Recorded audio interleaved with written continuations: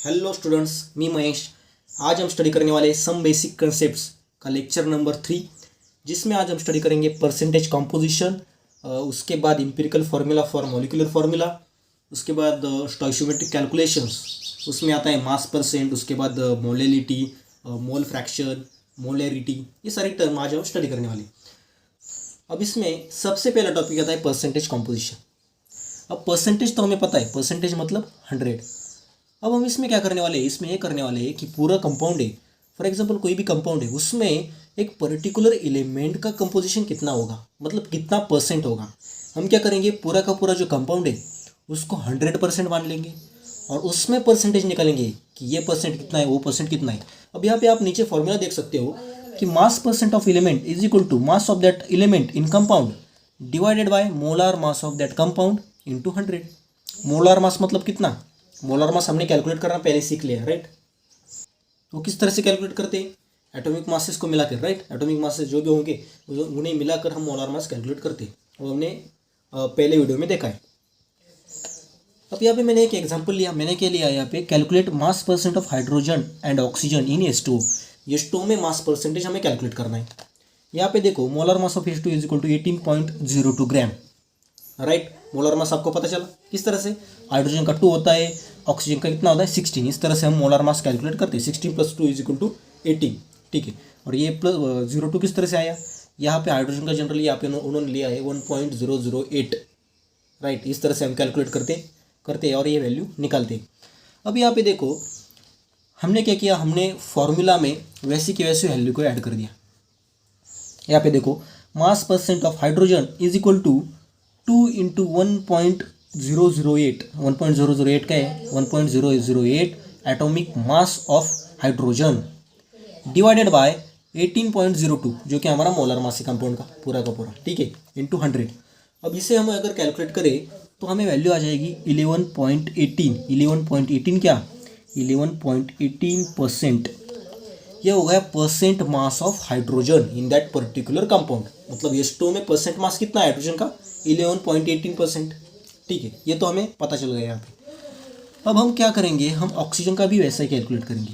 Mass percent of oxygen is equal to 16 क्या है, 16 होता है atomic mass of oxygen divided by molar mass of compound. Compound का molar mass कितना है, यहाँ पे देखो, मोलर मास ऑफ कंपाउंड कितना 18.02 इंटू 100। फिर हमें कैलकुलेट करने के बाद वैल्यू क्या आई, वैल्यू आई 88.79%, 88.79%, जो कि मास परसेंट हो गया ऑक्सीजन का। अब यहाँ पे देखो, मास परसेंट का प्रॉब्लम नंबर फर्स्ट। अब ये प्रॉब्लम क्या है, calculate the mass percent of different elements present in sodium sulphate. अब देखो, सबसे पहले हमें सोडियम सल्फेट का जो भी मोलर मास है वो कैलकुलेट करना आना चाहिए। यहाँ पे आप फॉर्मूला देख सकते हो, मास परसेंट किस तरह से कैलकुलेट करते हैं। मास परसेंट को हम कैलकुलेट करते हैं, mass percent of element is equal to mass of that particular element in compound divided by molar mass of compound, okay. अब इसमें क्या क्या दिया हुआ है, इसमें दिया हुआ है mass of that element in compound, ठीक है, वो तो हम कैलकुलेट कर ही लेंगे। उससे पहले हमें मोलर मास जो कंपाउंड का है ना, उसे कैलकुलेट करना है। वो किस तरह से करेंगे, देखो, molar mass of Na2SO4 is equal to 2 into atomic mass of sodium, right. 2 sodium इसलिए 2 यहाँ पे मैंने लिया, plus atomic mass of sulphur, एक ही सल्फर है, plus 4 into atomic mass of oxygen, 4 इसलिए क्योंकि 4 ऑक्सीजन एटम्स यहाँ पे है। अब देखो, यहाँ पे मैं एक एक एलिमेंट की जो भी एटॉमिक मास है उसकी वैल्यू यहाँ पे डालूंगा। ये देखो, सोडियम की कितनी है, सोडियम की होती है 23, राइट। सल्फर की कितनी होती है, सल्फर की होती है 32 एंड ऑक्सीजन की 16। देखो, इस तरह से मैंने वैल्यू यहाँ पे ऐड कर दी। अब मैं क्या करूँगा, इसका पूरा कैलकुलेशन करके यहाँ पे मोलर मास जो भी होगा Na2SO4 का वो निकाल लूँगा। कितना हुआ, मोलर मास Na2SO4 का हुआ 142 ग्राम, ओके। यहाँ तक तो हमें समझ में आ गया। अब उसके बाद हम क्या करेंगे, हम हर एक एलिमेंट की, मतलब पहले मैं सोडियम के निकालूंगा, उसके बाद सल्फर का निकालूंगा, फिर ऑक्सीजन का मास परसेंट हम निकालेंगे, ठीक है। अब 100% की वैल्यू हमें यहाँ पे पता चल गई। 100% मतलब कितना है, 142 ग्राम, मतलब 100%, राइट। अब मैं क्या करूँगा, सबसे पहले मैं यहाँ पे सोडियम का निकालता हूँ। Mass percent of sodium is equal to mass of that element in compound. अब यहाँ पे देखो, यहाँ पे आप कहोगे कि सोडियम का एटॉमिक मास तो 23 है, आपने 46 क्यों लिया यहाँ पे। सोडियम के एटम यहाँ पे 2 है, इसलिए उसका जो मास है वो डबल हो जाएगा, राइट। 2 सोडियम मतलब कितना, 46, 23 प्लस 23 इज इक्वल टू 46 यहाँ पे उसका मास है, divided by molar mass of that compound 142 into 100, इतना हमने कर दिया। अब ये पूरा कैलकुलेशन करके हमें वैल्यू आ जाएगी 32.394%, ठीक है, यह हो गया सोडियम का परसेंट।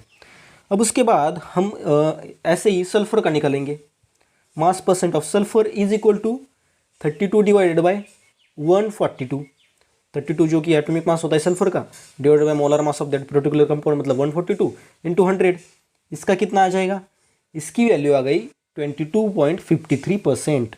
देखो मास परसेंट अच्छे से समझ लो आप। हाँ, अब कौन सा बचा है, अब बचा है ऑक्सीजन, उसका भी हम कैलकुलेट करते हैं। देखो mass percent of oxygen is equal to 64 divided by 142 into 100, 142 सभी जगह सेम है क्योंकि एक ही कंपाउंड हम यूज़ कर रहे हैं यहाँ पे, ठीक है ना, एक ही कंपाउंड में से हम एलिमेंट यहाँ पे निकाल रहे हैं। अब इसका अगर कैलकुलेशन करें तो वैल्यू आ जाएगी 45.07%। इस तरह से हम मास परसेंट जो है वो कैलकुलेट करते हैं। अब मास परसेंट के बाद हम स्टडी करने वाले empirical formula for molecular formula. देखो दोनों में क्या डिफरेंस होता है, आज हम वो स्टडी करने वाले हैं। यहाँ पे देखो empirical formula represents the simplest whole number ratio of various atoms present in a compound. Empirical formula क्या करता है, सिर्फ उन जो भी एलिमेंट होंगे उनका रेशियो दिखाता है, राइट, जो भी एटम्स होंगे उनका रेशियो दिखाता है कंपाउंड में, ठीक है, ये बात आपको समझ में आ गई यहाँ पे। और दूसरा molecular formula shows exact number of different types of atoms present in a molecule, right. Molecular formula क्या करता है, मॉलिक्यूलर फार्मूला एग्जैक्ट नंबर दिखाता है कि कितने एटम्स, कितने टाइप्स के एटम्स वहाँ पे प्रेजेंट है। अब इसका सिंपल एग्जांपल मैं यहाँ पे लूँगा ग्लूकोज का। यहाँ पे देखो इंपेरिकल फार्मूला और मॉलिक्यूलर फार्मूला का सिंपल डिफरेंस। यहाँ पे देखो ग्लूकोज का ही मैंने इंपेरिकल फार्मूला लिखा है CH2O, और ग्लूकोज का ही मॉलिक्यूलर फार्मूला मैंने यहाँ पे लिखा है C6H12O6, राइट। इंपेरिकल फार्मूला में मैंने क्या किया, अब यहाँ पे देखो मॉलिक्यूलर फार्मूला ग्लूकोज 6 है, मतलब कार्बन 6 है, हाइड्रोजन 12 है, ऑक्सीजन 6 है, राइट। अब और अगर इनको सबको मैंने अगर 6 से डिवाइड कर दिया, 6 से डिवाइड कर दिया, कार्बन नंबर को भी, हाइड्रोजन नंबर को भी और ऑक्सीजन नंबर को भी, तो रेशियो का क्या आ जाएगा, रेशियो आ जाएगा 1:2:1, राइट। 6 1 × 6, 6 2 × 12, ठीक है ना, 6 2 × 12, इस तरह से, मतलब कितना 1:1। उसी को मैंने इंपेरिकल फार्मूला किस तरह से लिखा है, इंपेरिकल फार्मूला में C1H2 आणि O1, देखो 1 इसलिए हमने यहाँ पे लिखा नहीं लिखा कोई फर्क नहीं पड़ता यहाँ पे, ठीक है ना। तो फॉर्मूला किस तरह से लिखा हमने CH2O। हमें इससे क्या पता चलता है, हमें इससे ये तो पता चलता है कि उसमें रेशियो किस तरह से प्रेजेंट है, राइट। ये तो हमें पता चल रहा है कि कोई भी एक पर्टिकुलर कंपाउंड है और उसमें कार्बन 1 है तो हाइड्रोजन 2 होंगे, राइट, और ऑक्सीजन 1 होगा। इस तरह से कोई फार्मूला यहाँ पे है, लेकिन मॉलिक्यूलर फार्मूला हमें एग्जैक्ट कंपाउंड बता रहा है, एग्जैक्ट बता रहा है कि इस कंपाउंड का ये फार्मूला है, इस तरह से फार्मूला है, कौन सा, C6H12O6। इस तरह से सिंपल डिफरेंस है इंपेरिकल फार्मूला और मॉलिक्यूलर फार्मूला में। तो यहाँ पे स्टडी करते हैं हम प्रॉब्लम नंबर 2, जो कि इंपेरिकल फार्मूला का प्रॉब्लम यहाँ पे है। देखो determine the empirical formula of an oxide iron which has 69.9% iron and 30.1% dioxygen by mass.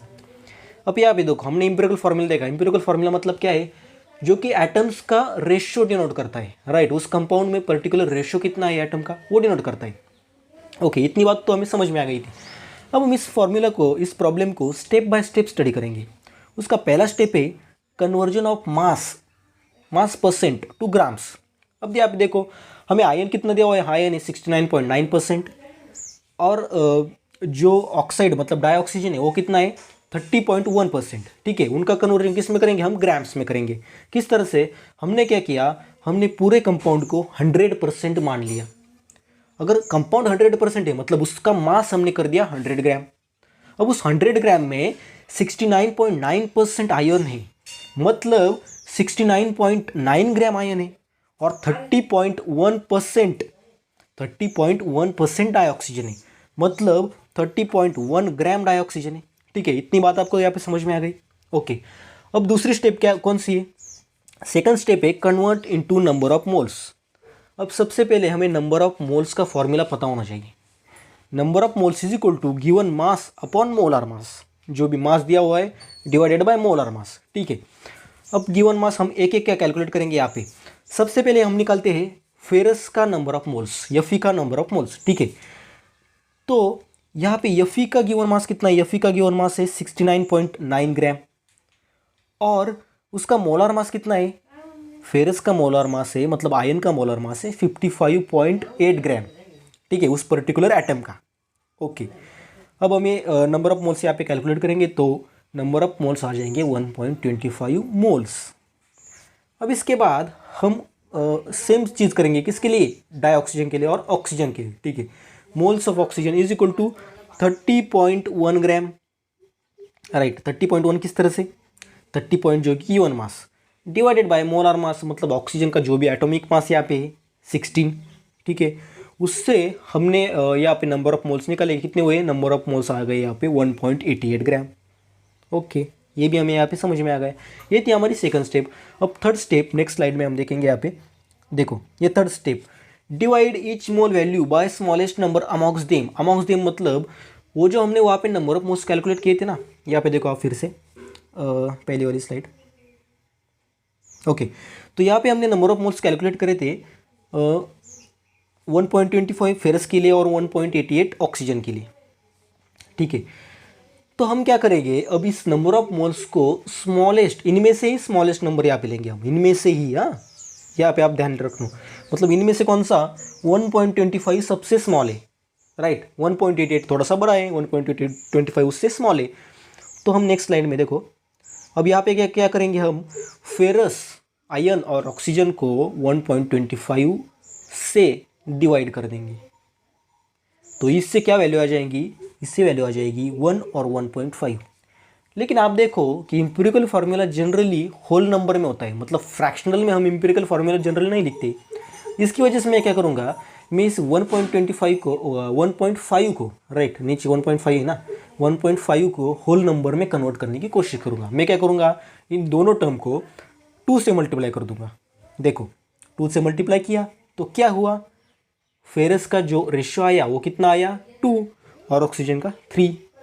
Okay, ratio तो हमें मिल गया है। इंपिरिकल फार्मूला मतलब क्या है? इंपिरिकल फार्मूला मतलब उस एटम का रेशियो हमें निकालना है और उनको एलिमेंट्स और उस रेशियो के फॉर्म में हमें लिखना पड़ेगा। राइट, यही इंपिरिकल फार्मूला का स्टेप है। वही स्टेप आता है स्टेप नंबर 4 में, right empirical formula by using number and elements. वही हम लिखेंगे, किस तरह से लिखेंगे? Fe2O3। ओके, Fe2O3 ये आ गया यहाँ पे इंपिरिकल फार्मूला। ये था प्रॉब्लम नंबर 2। तो चलिए अब हम सीखते हैं स्टोइशियोमेट्री। अब ये स्टोइशियोमेट्री जो वर्ड है ना, वो ग्रीक वर्ड से लिया गया है। उसमें स्टोइशन का मतलब होता है एलिमेंट और मेट्री का मतलब होता है मेजर। स्टोइशियोमेट्री का यूज क्या होता है? स्टोइशियोमेट्री जनरली मासेस के बारे में होता है, मतलब केमिकल रिएक्शन में जो भी रिएक्टेंट्स और प्रोडक्ट्स जो भी इन्वॉल्व होते हैं ना, तो उनके मासेस का कैलकुलेशन मतलब स्टोइशियोमेट्री। सीधी सीधी बात अगर आप समझ लो, स्टोइशियोमेट्री पढ़ने से पहले हमें बैलेंस केमिकल रिएक्शन करना आना चाहिए कि रिएक्शन किस तरह से बैलेंस की जाती है। अब ये बैलेंस रिएक्शन किस तरह से करनी है, ये हम रेडॉक्स रिएक्शन का जो भी चैप्टर हमारे आगे आने वाला है उसमें सीखने वाले, एकदम स्टेप बाय स्टेप उसमें हम सीखेंगे कि किस तरह से कोई भी रिएक्शन हो उसे बैलेंस किस तरह से करती है। राइट, तो उसकी तो कोई टेंशन यहाँ पे नहीं है। अब यहाँ पे देखो CH4G, G मतलब क्या है? गैस। हाँ, ये आप समझ लो, G मतलब gas, plus twice O2 G, it convert into the carbon dioxide plus twice H2O। अब इस रिएक्शन में ये जो CH4 और ये जो ऑक्सीजन है ना, इसे हम कहते हैं रिएक्टेंट,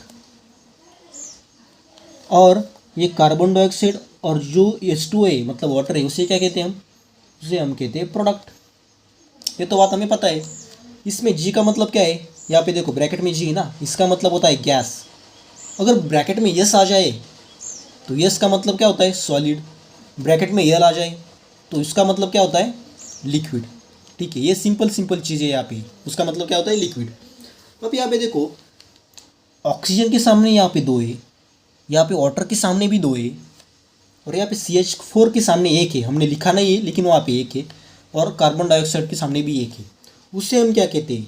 उस दो को, यहाँ पे दो देखो, इस दो को क्या कहते हैं हम, स्टोइशियोमेट्रिक कोएफिशिएंट, STO, स्टोइशियोमेट्रिक कोएफिशिएंट, स्पेलिंग बहुत बढ़िया, कोएफिशिएंट, ठीक है, उससे क्या कहते हैं हम, उसे कहते हैं स्टोइशियोमेट्रिक कोएफिशिएंट, ठीक है। अब आप कहोगे कि ये रिएक्शन हमने क्यों सीखी है, अभी यहाँ पे देखो, इस रिएक्शन से हम बहुत सारे जो है ना तर्क कर सकते हैं, मतलब कह सकते हैं बहुत सारी चीज़ें ये रिएक्शन कह रही है। अभी रिएक्शन क्या क्या चीज़ें कह रही है यहाँ पे हम देख सकते हैं। यहाँ पे देखो स्टोइशियोमेट्रिक कोएफिशिएंट क्या है, CH4 का 1 है, इसलिए हम क्या कहेंगे, 1 mole of CH4 reacts with 2 moles of oxygen to give 1 mole of CO2 and 2 moles of H2O। देखो ये पहला स्टेटमेंट हमने यहाँ पे कर दिया, ये रिएक्शन ये कह रही है। उसके बाद हम सेकंड स्टेटमेंट और एक कर सकते हैं, क्या कर सकते हैं हम कह सकते हैं 1 molecule of CH4 reacts with 2 molecules of O2 to give 1 molecule of CO2 and 2 molecules of H2O। ये भी स्टेटमेंट हम कर सकते हैं, ये था सेकंड स्टेटमेंट। उसके बाद थर्ड स्टेटमेंट देखो, हम और एक चीज़ कह सकते हैं यहाँ पे देखो, CH4 का एटॉमिक मास कितना है 16, ऑक्सीजन का कितना है 32, राइट, कार्बन डाइऑक्साइड का कितना है 44 और H2O का 18। अब हम यहाँ पे क्या कह सकते हैं, हम कह सकते हैं 16 gram of CH4 reacts with 2 into 32 gram of O2। अब यहाँ पे 2 क्यों लिया, स्टोइशियोमेट्रिक कोएफिशिएंट से हमने यहाँ पे कैलकुलेट कर दिया, right. 2 into 32 gram of O2 to give 44 gram of CO2 carbon dioxide, right, and 2 into 18 gram of H2O। ये भी हम यहाँ पे कह सकते हैं।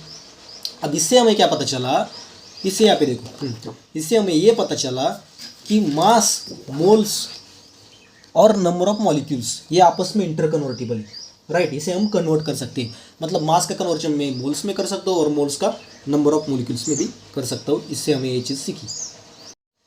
तो चलिए शुरू करते हैं हम नेक्स्ट टॉपिक, लिमिटिंग रिएजेंट। अब देखो लिमिटिंग रिएजेंट क्या होता है, अच्छे से पढ़ने वाले बिल्कुल आराम से पढ़ेंगे आप। Limiting reagent in a chemical reaction is a reactant that is totally consumed when chemical reaction is completed. ये थी बुक की डेफिनेशन, बुक में ये सब कुछ डेफिनेशन यहाँ पे लिखी है। और एक डेफिनेशन हम यहाँ पे बता सकते हैं क्या, the reactant which gets consumed first limits the amount of product form and it is therefore called as limiting reagent. आप डेफिनेशन से देख के डरो मत, बिल्कुल सिंपल तरीके से मैं यहाँ पे बताने वाला हूँ, बिल्कुल सिंपल तरीके से लिमिटिंग रिएजेंट क्या होता है। अब इस लिमिटिंग रिएजेंट का अगर एग्जांपल हम ले तो हम वड़ा पाव का एग्जांपल लेंगे। देखो एक वड़ा के लिए कितने पाव लगते हैं, 2 पाव लगते हैं, राइट। अब एक दिन क्या हुआ, एक दिन 4 दोस्त एक होटल में चले गए वड़ा पाव खाने के लिए। देखो 4 दोस्त एक होटल में गए वड़ा पाव खाने के लिए। अब उस वड़े वाले ने क्या किया, वड़े वाले के पास थे 6 पाव और 4 वड़े, ठीक है ना, क्या थे 6 पाव थे और 4 वड़े थे। उसने क्या किया, तीन दोस्तों को 3 वड़े और 2 पाव दे दिए। बचा क्या, बचा सिर्फ 1 वड़ा और 2 तो पाव थे ही नहीं। इसकी वजह से क्या हुआ, चौथे दोस्त को खाने को नहीं मिला, क्योंकि सिर्फ वड़ा कोई नहीं खाता, ठीक है ना, सिर्फ वड़ा खाया। ऐसा कभी हुआ क्या, सिर्फ हमने वड़ा ही खा लिया और पाव तो वैसे का वैसे ही बच गया, ऐसा कोई नहीं करता। वड़ा पाव दोनों खाते तो साथ में ही खाते, राइट। तो एक जो था ना, एक हमारा दोस्त वो भूखा ही रह गया। तो यहाँ पे आप देखो, यहाँ पे जो पाव था वो क्या था, वो था लिमिटिंग रिएजेंट। उसने क्या किया, उसने लिमिट किया, सिर्फ तीनों दोस्तों को ही खिलाया, चौथा वैसा के वैसा भूखा रह गया, ठीक है। ये था वड़ा पाव का एग्जाम्पल। अब एक और एग्जाम्पल हम यहाँ पे लेंगे, हम एग्जाम्पल लेंगे केमिकल लैंग्वेज में। यहाँ पे एग्जाम्पल लूँगा, यहाँ पे रिएक्शन देखो आप, TriCH2 plus N2 it gives twice NH3, right. 6 gram hydrogen लिया, उसके लिए 28 ग्राम नाइट्रोजन और उससे प्रिपेयर हुआ 34 ग्राम NH3, ठीक है। इतनी बात तो हमें यहाँ पे समझ में आ गई। अब देखो जनरली 34 ग्राम NH3 प्रिपेयर करने के लिए 6 ग्राम हाइड्रोजन की ज़रूरत है और 28 ग्राम नाइट्रोजन की ज़रूरत है। लेकिन यहाँ पे मैंने क्या किया, मैंने हाइड्रोजन का थोड़ा सा जो प्रमाण है, मतलब थोड़ा सा जो मास है वो कम कर दिया। मतलब मैंने 1.5 हाइड्रोजन लिए और उसकी रिएक्शन N2 से कर दी, तो क्या हो जाएगा, तो सिर्फ 17 ग्राम ही NH3 बनेगा। बाकी का N2 14 ग्राम जो N2 है वो वैसे का वैसे ही बचा रहेगा। देखो तो यहाँ पे कौन सा लिमिटिंग रिएजेंट हुआ, यहाँ पे हाइड्रोजन लिमिटिंग रिएजेंट हुआ। आप अच्छे से समझ लो, आप एकदम सिंपल से समझ लो, जो भी खत्म हो जाता है पहले, जो भी पहले खत्म हो जाता है उसी लिमिटिंग रिएजेंट कहेंगे। क्या करता है वो प्रोडक्ट को लिमिट करता है। अभी आप इसका हम एक प्रॉब्लम देखने वाले। In reaction A plus B2 gives AB2, identify the limiting reagent if any in the following reaction mixtures. अब नीचे 5 मिक्सचर हमें दिए हुए, हमें लिमिटिंग रिएजेंट कौन सा होगा वो हमें निकालना पड़ेगा यहाँ पे। अभी आप भी देखो, आपका एटम्स और मॉलिक्यूल्स में कन्फ्यूजन ना हो इसलिए मैं पहले ही बता दूँ कि ए जो है ना, ए वो एटम है और B2 दो है ना, B2 है ना, इसलिए उसे मॉलिक्यूल कहा गया है यहाँ पे। हाँ, अब एटम्स और मॉलिक्यूल्स के बीच में आप कन्फ्यूजन मत होने देना। और रिएक्शन में साफ साफ दिखाई दे रहा है यहाँ पे क्या है, यहाँ पे अगर हम एक ए एटम यूज करेंगे, एक ए एटम, तो हमें एक ही B2 मॉलिक्यूल लगेगा, दो नहीं लगेगी। ये B2 जो है ना वो मॉलिक्यूल्स के लिए है। हम क्या देख रहे हैं, हम यहाँ पे स्टोइशियोमेट्रिक कोएफिशिएंट देख रहे हैं सामने वाला। हम अगर एक ये यूज़ करेंगे तो हमें एक ही B2 मॉलिक्यूल लगेगा, उससे हम एक ही AB2 मॉलिक्यूल प्रिपेयर कर पाएंगे। राइट, इतनी बात तो हमें यहाँ पे समझनी होगी। अब देखो, मतलब उनका कॉन्सेंट्रेशन किस तरह से हम लेंगे, उनका जो रेशो है 1:1, 1A 1B, ठीक है, 100A 100B, right, 1000A 1000B molecule. ठीक है, ये बात हमें समझ में आ गई। अब हम इसे अच्छी तरह से सॉल्व कर सकते हैं। अब पहला देखो, पहला मिक्सचर कौन सा है, 300 atoms of A plus 200 molecules of B। ऊपर मैंने बता दिया था, ऊपर क्या बताया था मैंने, अगर 300 एटम्स ऑफ A लिए तो 300 मॉलिक्यूल्स ऑफ B लगेंगे, लेकिन यहाँ पे सिर्फ 200 मॉलिक्यूल ऑफ B है। इसकी वजह से जो B है वो लिमिटिंग रिएजेंट यहाँ पे हुआ। देखो ये बात समझ में आ गई, मतलब क्या हुआ, 200 मॉलिक्यूल्स कम है, राइट, और 300 ज़्यादा है। इसकी वजह से B जो है वो लिमिटिंग रिएजेंट हुआ। ओके, अब नेक्स्ट देखो, second reaction mixture 2 mole of A plus 3 mole of B। अब यहाँ पे देखो फिर से 2 मोल ऑफ A है, 2 मोल ऑफ A और 3 मोल ऑफ B, मतलब हमें 3 मोल ऑफ B है, इसकी वजह से हम 3 मोल ऑफ A लगेंगे। 3 मोल ऑफ B है, इसकी वजह से हमें 3 मोल ऑफ A लगेंगे, लेकिन एक मोल कम है। किसका कम है, A का। इसकी वजह से लिमिटिंग रिएजेंट कौन सा हुआ, जो कि लिमिट करता है रिएक्शन को, वो कौन सा हुआ, A इज लिमिटिंग रिएजेंट। उसके बाद थर्ड देखो, थर्ड में 100 atoms of A plus 100 molecules of B। अभी आप अगर अच्छी तरह से देखो तो दोनों के दोनों 100 है, इसकी वजह से यहाँ पे कोई भी लिमिटिंग रिएजेंट नहीं है। मतलब 100 atoms of A reacts with 100 molecules of B use total 100% product, right, कोई भी चीज़ बची नहीं यहाँ पे। उसके बाद फोर्थ में देखो, fourth reaction mixture 5 mole of A plus 2.5 mole of B। अब यहाँ पे 5 मोल ऑफ A है तो हमें 5 मोल ऑफ B ही लगेंगे, लेकिन सिर्फ यहाँ पे 2.5 मोल ऑफ B है। इसकी वजह से इसने क्या किया, रिएक्शन को लिमिट किया। यह हो गया यहाँ पे रिएक्शन का लिमिटिंग रिएजेंट, कौन सा, B। अब फिफ्थ में देखो 2.5 mole of A plus 5 mole of B, ठीक है। अगर यहाँ पे 5 मोल ऑफ B है तो हमें 5 मोल ऑफ A लगेंगे, लेकिन कम है, ये कम है, कितने कम है, 2.5 से कम है। अगर ये कम है तो लिमिटिंग रिएजेंट कौन सा हुआ, A, ठीक है। मतलब जो कम है ना उसे हम लिमिटिंग रिएजेंट करते हैं, क्योंकि वो रिएक्शन को लिमिट करता है। सिंपल सी बात यहाँ पे थी। तो चलिए अब हम शुरू करते हैं रिएक्शन इन सॉल्यूशंस। देखो सबसे पहले सॉल्यूशंस क्या होता है ये आपको पता होना चाहिए। सॉल्यूशन क्या होता है, सोल्यूट प्लस सॉल्वेंट। अब सोल्यूट क्या होता है, सॉल्वेंट क्या होता है।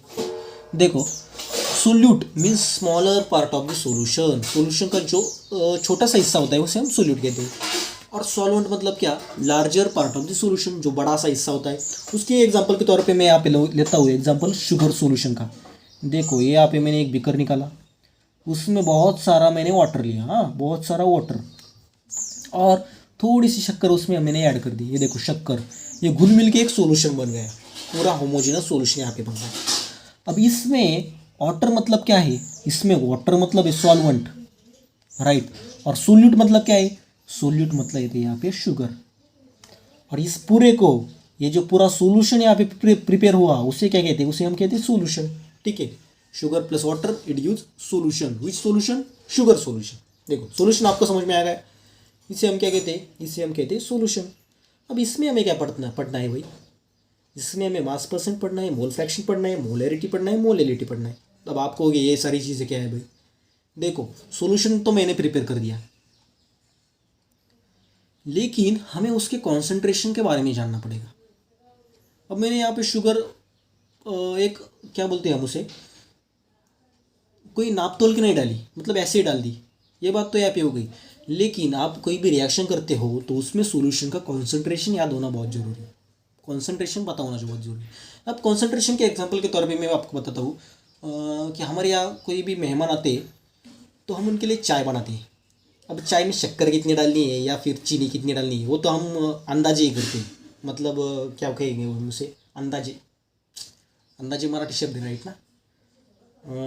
देखो अंदाजे ही करते, मेरे को हिंदी नहीं आती इतनी अच्छी, लेकिन अंदाजे ही करते। देखो अब आपने अगर टीवी में देखा हो, वो फिल्मों में वो दिखाते, अगर कोई भी मेहमान आ जाए तो उनके लिए पहले पूछते भाई शक्कर कितनी लेनी है, 1 चम्मच लूँ, 2 चम्मच लूँ, 3 चम्मच लूँ, राइट। आपने फिल्मों में देखा होगा, वो पुरानी फिल्मों में बहुत सारे बहुत वक्त दिखाते थे, आपको शक्कर कितनी लेनी है, 1 लूँ, 2 लूँ, 3 लूँ, राइट।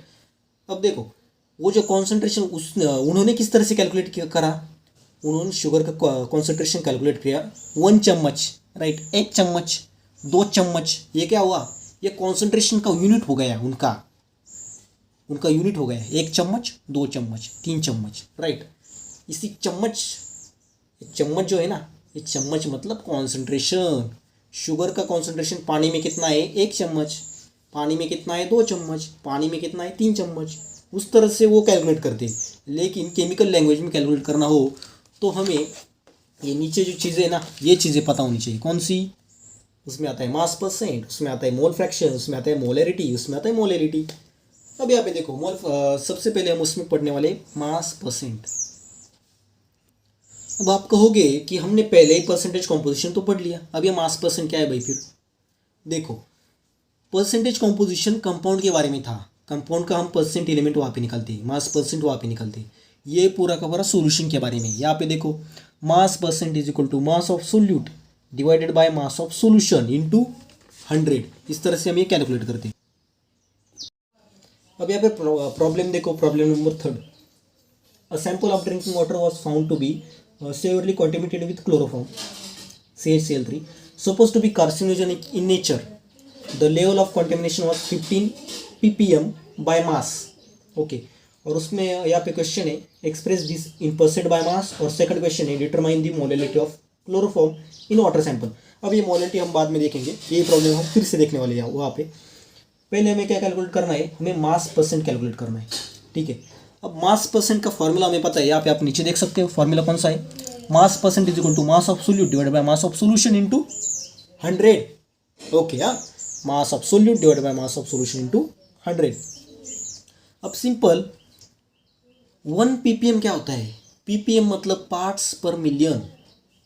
देखो यहाँ पे देखो 1 ppm is equal to 1/10⁶, 10⁶, right, ये होता है 1 ppm। अब यहाँ पे 15 ppm मतलब क्या होगा, 15 ppm इज इक्वल टू 15/10⁶, मतलब 10⁶ में से एक पार्ट, उसे हम कहते हैं 1 पार्ट्स पर मिलियन। 10⁶ पार्ट में से 15 पार्ट्स, उसे हम कहते हैं 15 पार्ट्स पर मिलियन। अब इसी को हम फॉर्मूले में ऐड करेंगे। फॉर्मूला फिर से देखो, मास ऑफ सोल्यूट, यहाँ पे मास ऑफ सोल्यूट कितना हुआ, ये जो आपको 15 नजर आ रहा है ना, 15, ये हो गया मास of solute, mass of solute. और नीचे आपको जो 10⁶ नजर आ रहा है, ये हो गया मास ऑफ सोल्यूशन। क्या हो गया, मास ऑफ सोल्यूशन। अब मैं क्या करूँगा, मैं सिंपल फॉर्मूला में जो भी वैल्यू जो वो ऐड करूँगा। देखो यहाँ पे वैल्यूज किस तरह से मैं ऐड करता हूँ। देखो मैं क्या लिखूँ, यहाँ पे लिखा मैंने मास परसेंट। देखो mass percent is equal to mass of solute कितना है हमारे पास 15 divided by mass of solution 10⁶ into 100, और यहाँ पे मैं 10⁻² भी लिख सकता हूँ। अब हम ये पूरा कैलकुलेशन अगर करेंगे तो हमें वैल्यू कितनी मिल जाएगी। अब कैलकुलेशन किस तरह से करना है तो आपको पता होगा। इस तरह से 18/6 से ऊपर जाके क्या हो जाएगी 10⁻⁻6। देखो ऊपर जाके किस तरह से मैं करता हुआ 15 इंटू 10⁻2 इंटू 10⁻⁻6। ये -6 से 2 निकाल दिए, कितना बचा। अब ये कैलकुलेशन किस तरह से करना है हमने सिग्निफिकेंट फिगर्स में देखा था, नहीं सिग्निफिकेंट फिगर्स में शायद हमने साइंटिफिक नोटेशन में ये देखा था, राइट। साइंटिफिक नोटेशन में हमने एडिशन देखा था, मल्टीप्लिकेशन देखा था। अगर आपको वो सारी चीज़ें जाननी है तो पार्ट 1 में जाइए, मतलब सम बेसिक कंसेप्ट्स का लेक्चर नंबर 1, उसमें हमने ये स्टडी किया था।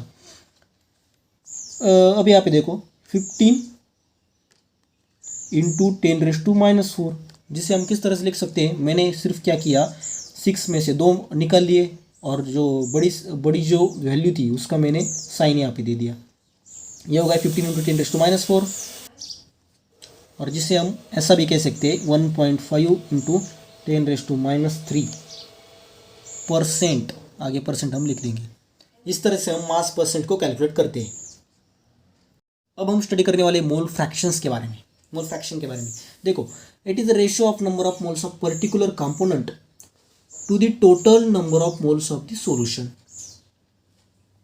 डेफिनेशन से हमें थोड़ा सा अंदाजा आ रहा है, लेकिन हम यहाँ पे एक एग्जांपल लेंगे। सपोज इफ सब्सटेंस ए जो है ना A dissolves in substance B and their number of moles of Na and Nb respectively. देखो सब्सटेंस ए जो है वो बी में डिजॉल्व हो रहा है और सब्सटेंस ए के जो नंबर ऑफ मोल्स है वो होते हैं Na, हम सब मान लेते हैं Na, और सब्सटेंस बी के नंबर ऑफ मोल्स हम मानते हैं Nb। ओके, इतनी बात तो हमें यहाँ पे समझ में आ गई, राइट। ए के जो नंबर ऑफ मोल्स है उसे क्या माना हमने Na, बी के माना Nb। ओके, अब हम यहाँ पे मोल फ्रैक्शन कैलकुलेट करेंगे ए का, उसके बाद कैलकुलेट करेंगे बी का। देखो हमारा फॉर्मूला क्या है, number of moles of A divided by number of moles of B, sorry number of moles of solutions, not B. अब यहाँ पे ध्यान में रखो, number of moles of solutions. देखो अब number of moles of A को हमने माना था Na और number of moles of solution कैसे लिखी।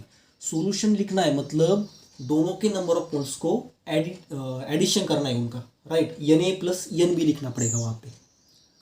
देखो is equal to Na upon Na plus Nb। Okay, ये भी यहाँ पे हो गया। उसके बाद मोल फ्रैक्शन ऑफ बी किस तरह से कैलकुलेट करेंगे। Mole fraction of B is equal to number of moles of B divided by number of moles of solutions, मतलब Nb upon Na plus Nb। Okay, ये थी ना मोल फ्रैक्शन ऑफ बी। तो यहाँ पे आपको मोल फ्रैक्शन तो अच्छी तरह से समझ में आ गया होगा। तो चलिए शुरू करते हैं मोलैरिटी। देखो जनरली हम लैब में अगर सॉल्यूशंस देखते हैं ना, जनरली हम मोलार या नॉर्मल सॉल्यूशन देखते हैं। अब आपके टॉपिक में यहाँ पे नॉर्मेलिटी नहीं है तो उसके बारे में हम वहाँ पे नहीं जाएंगे, लेकिन मोलैरिटी तो यहाँ पे है। मोलैरिटी के बारे में हम स्टडी करेंगे। आप कभी भी लैब में जाओ तो वहाँ पे जनरली सॉल्यूशन होता है, कोई भी सॉल्यूशन बना होता है, फॉर एग्जांपल HCl बना होता है या फिर NaOH होता है। आपके लैब में जो HCl होता है ना, मतलब कॉन्सनट्रेटेड, जो कि हम रेत में रखते हैं। देखो एक कोना होता है लैब का कोई भी, उस कोने में सारे कॉन्सनट्रेटेड सॉल्यूशन होते हैं, मतलब HCl हो, H2SO4 हो, HNO3 हो। वो क्या करते हैं हम जनरल रेत में रखते हैं। रेत में क्यों रखते हैं भाई, क्योंकि देखो वो बहुत ही डेंजरस होते हैं। अगर आपके हाथ में भी जल जाए ना, हाथ में भी पड़ जाए तो हाथ जल जाएगा आपका। इस तरह से इतने वो कॉन्सनट्रेटेड होते हैं। जनरल जो HCl होता है ना आपके लैब में, वो 16 मोलर का होता है, 16 मोलर का, राइट। उतना कॉन्सनट्रेटेड वो होता है। अब उससे हम क्या करते हैं, उससे 1 मोलर या फिर 2 मोलर इस तरह से सॉल्यूशंस बनाते हैं जनरली, या उससे कम ही बनाते हैं, इतना तो हम नहीं बनाते। उसके बाद NaOH भी मोलार में बनाते हैं। तो वो मोलार किस तरह से कैलकुलेट करते हैं, मोलार किस तरह से बनाती है। देखो यहाँ पे डेफिनेशन में है, देखो आप, it is defined as the number of moles of the solute in 1 litre of the solution.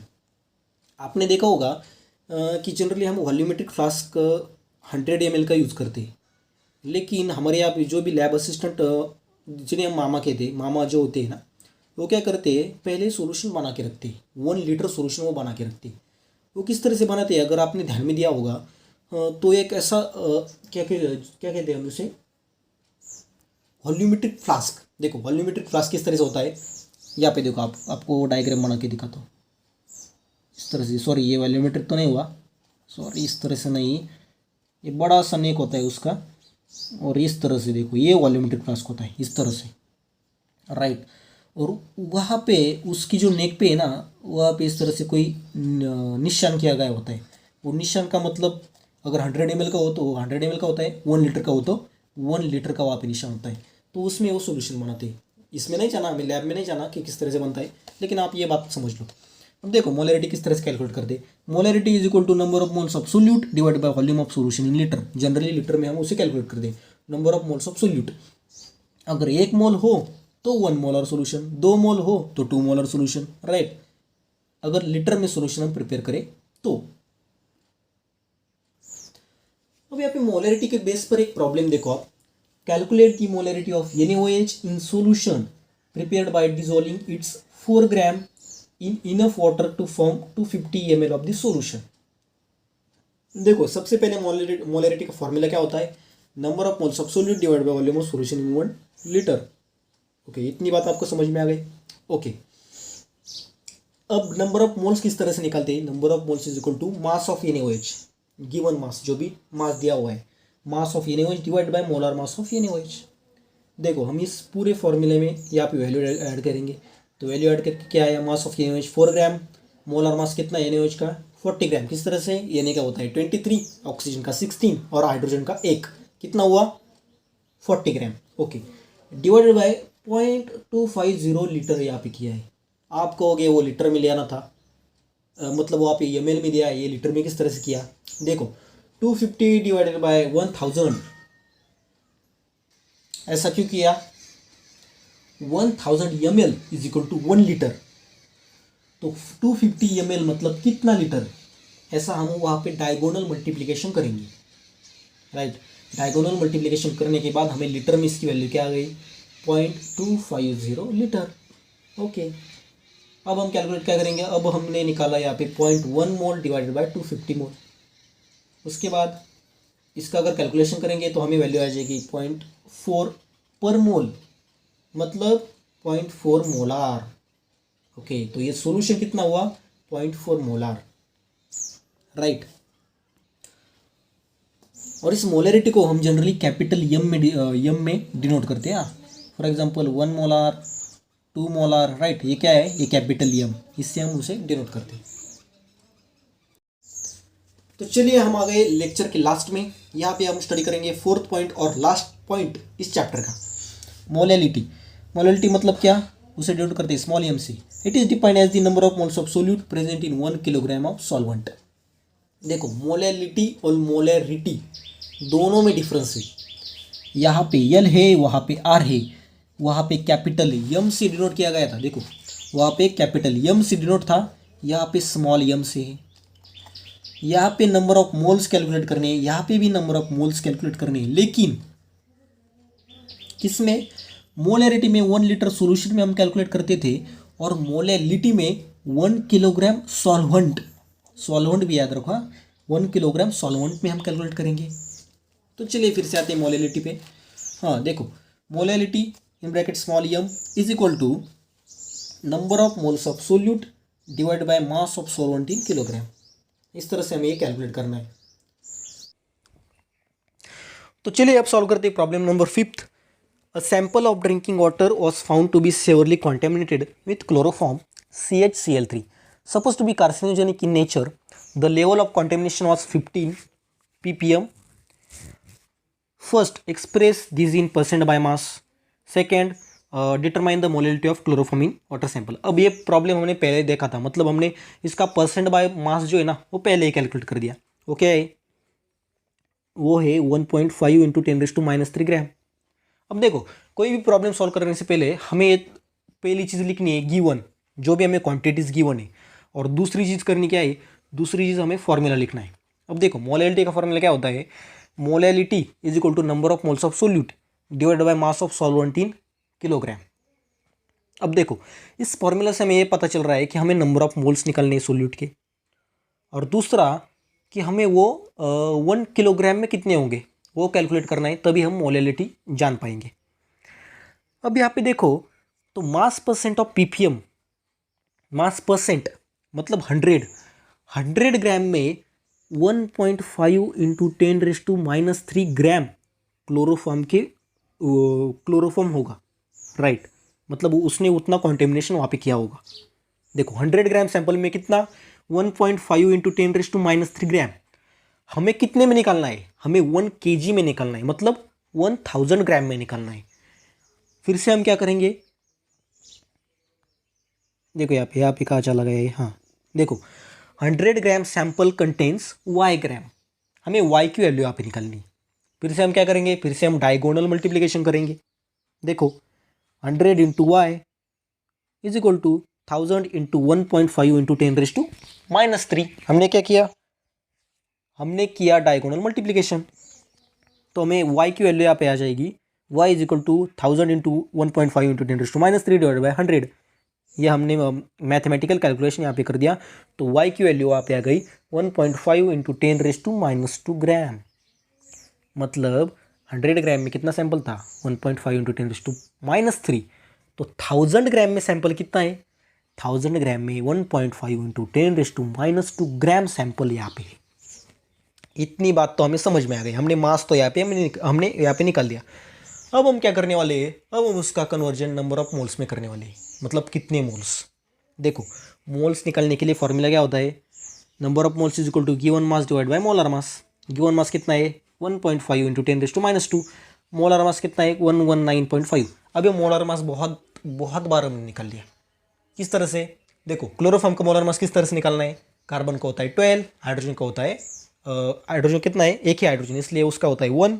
और Cl3, एक Cl का जो एटॉमिक मास होता है वो होता है 35.5। अगर 3 Cl को हम ऐड कर देंगे और ये पूरा कैलकुलेशन अगर हम करेंगे तो हमें मास कितना मिलेगा 119.5, जो कि मोलर मास है। देखो तो ये कैलकुलेशन अगर हम करेंगे तो हमें नंबर ऑफ मोल्स आ जाएंगे 1.25 इंटू 10⁻⁴ मोल्स। ओके, हमारा फॉर्मूला क्या है, number of moles of solute divide by mass of solvent in kilogram. Kilogram तो पहले से हमने ले लिया, मतलब 1 किलोग्राम में ही हमने कैलकुलेशन जो है वो किया है। तो वैल्यू क्या आ जाएगी, वैल्यू आ जाएगी 1.25 इंटू 10⁻⁴ स्मॉल एम मतलब मोलैलिटी। तो यहाँ पे खत्म होता है हमारा सम बेसिक कंसेप्ट्स का लेक्चर नंबर 3, और उसी के साथ यहाँ पे हमारा चैप्टर भी यहाँ पे कंप्लीट हो जाता है। अगर आपको इस चैप्टर के नोट्स चाहिए तो आपको टेलीग्राम चैनल पे मिल जाएंगे। टेलीग्राम चैनल का लिंक नीचे डिस्क्रिप्शन में मिल जाएगा, आपको यहाँ पे नजर आ रहा होगा। यहाँ पे देखो इस तरह से नोट्स, हैंड रिटन नोट्स आपके लिए यहाँ पे प्रिपेयर करे हुए हैं।